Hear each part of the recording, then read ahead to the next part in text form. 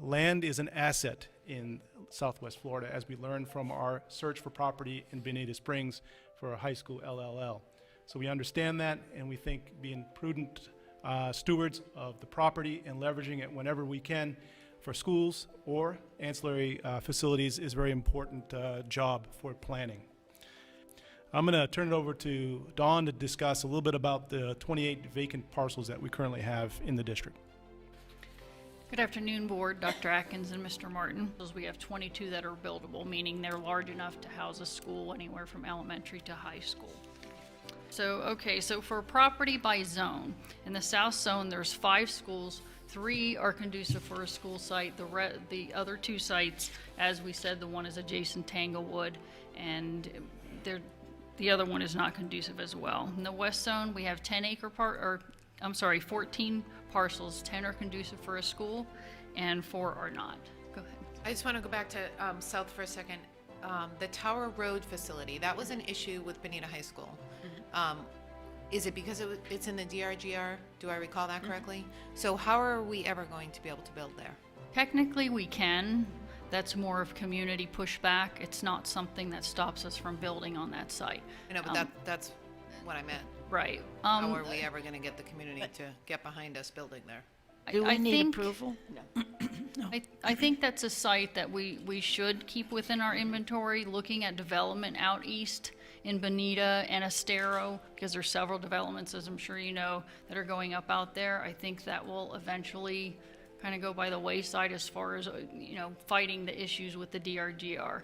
And most of these facilities, they're providing, and the school district would do the same, where it wouldn't have much of an effect on the DRGR, and most people aren't always aware of that, but there are ways to work around that. In the south zone, and marked in yellow is the property that we're determining is not large enough for a school site, but could be considered for other purposes. And you can see the utilization rates in the south. Now, the list of the south properties is kind of concerning to us because, that's where we're seeing some continued growth. And if some of those developmental orders east of I-75 come to fruition, we're going to see some increased population down there as well. It's something that we have to be mindful of as we take a look at our inventory 15, 20 years out.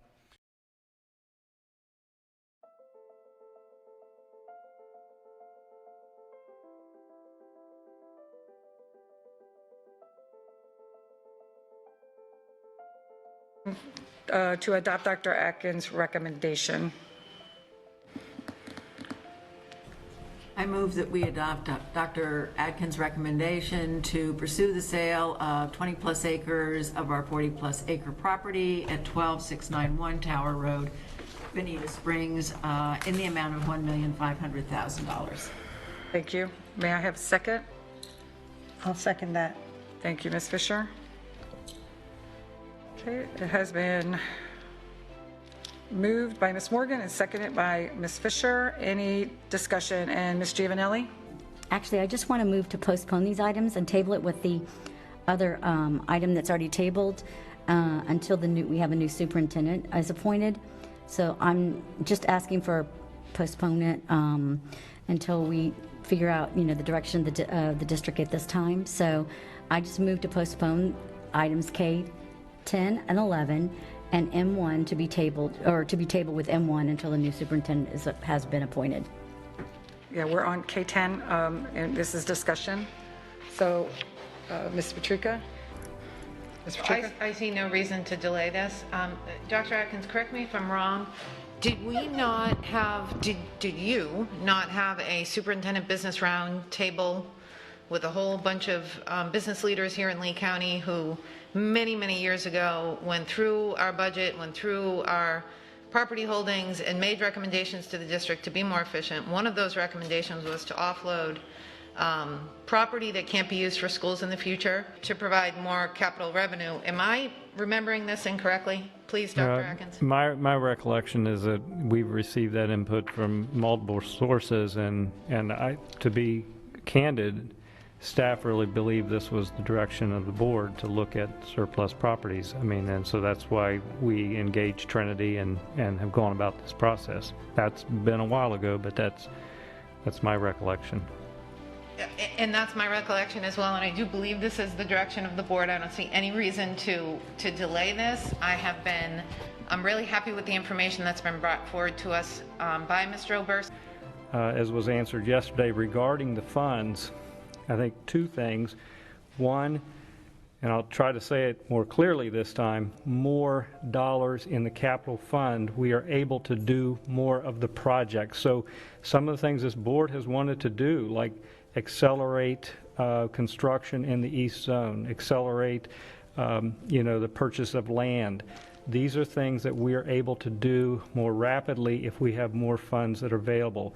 So the example I was trying to give is that while the infusion of dollars from the half-penny sales tax has been excellent for our district, it still doesn't bring us up to the level that we saw back in the mid-2000s.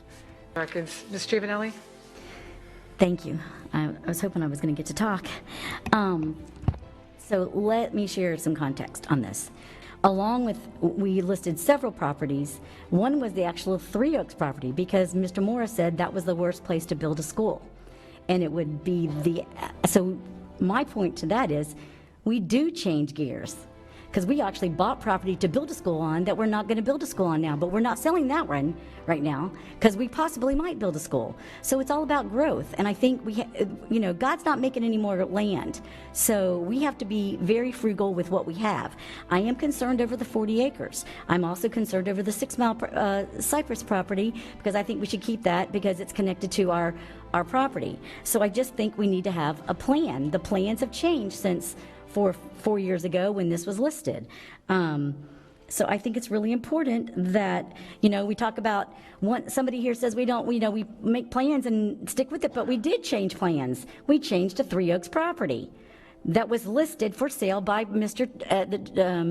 Browski's Trinity. And so he listed it, actually had an offer on it that was not brought to this board. And yet we should have known about that. And then it was decided, that was because somebody decided to build on it when we didn't decide that. It wasn't our decision. It was decided by Atkins administration. So I think it's important to know that we have to talk about the future, and this future needs to belong with land, needs to belong to the superintendent that's going to be heading up this future of the district. And I would ask for this to be tabled at this time for the best interest of the district and our community and our tax dollars.